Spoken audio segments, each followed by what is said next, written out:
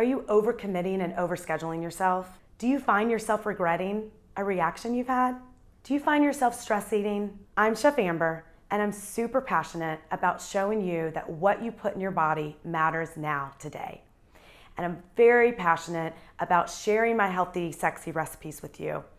But today I want to kind of pepper in another ingredient towards my health, if you will, and that's the power of pause.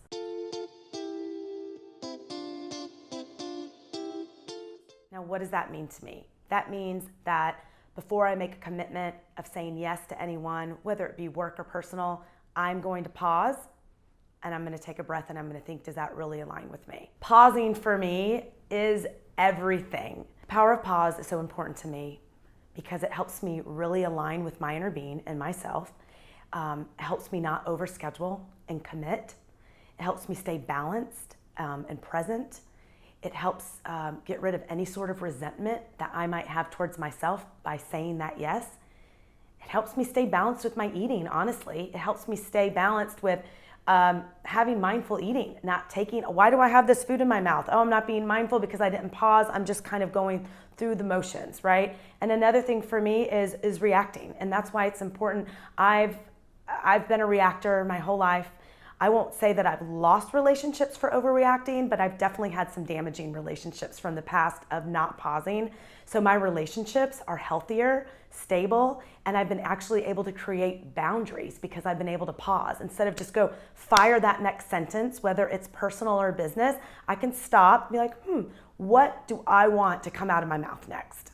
All right, I want to give you a couple examples on how the power of pause can benefit you. So let's just start with food because that's a big topic that I'm very passionate about. If you come to me and you say, I'm really having a hard time structuring my meals, I'm eating mindlessly, I'm stress eating, I'm eating when I'm anxious, for me, pausing before I put anything into my mouth, especially when I'm stressed and vulnerable, that can really help you. You can stop, do I really want to eat this cookie right now? You can really stop and pause. That has been crucial towards me letting go of that sugar addiction that I always speak openly about. Another way the power of pause can help you is making the right business decision. Like, do you have to say yes to everything? Or maybe you get to say no to a business decision to let in another yes. That's been huge in my success as an entrepreneur. And for personal relationships, power of pause can help you set healthy boundaries with being quiet for a second, going inward. Maybe somebody said something to you that you're so triggered that you're like, oh my gosh, but you can really go inward and stop. Maybe it's like, you know what? The boundary would be like, you can't talk to me like that. For me, I used to just fire back something, and now I get to say, that doesn't work for me. Okay, so it can help improve your relationships. So my 3 tips for pausing, which I practice daily. 1, go inward and create a meditation practice. I find that through my daily meditation practice that I've actually slowed down more, and I'm able to listen to my intuition a little bit more and make healthier decisions. Second, it's all about breath.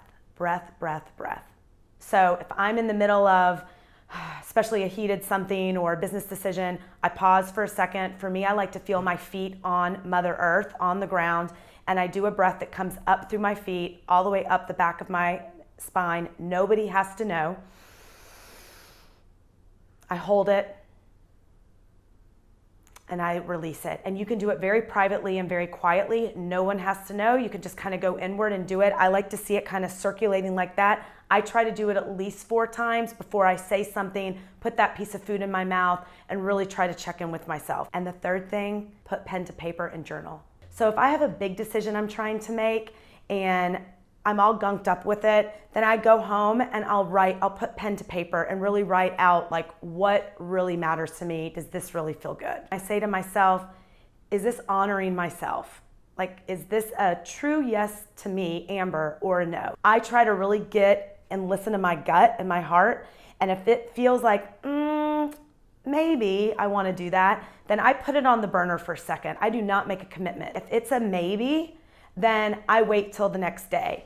So I encourage you to share your tips on how you pause, what works in your life. I would love to hear because I'm sure it's going to inspire me. Continue on this journey with me.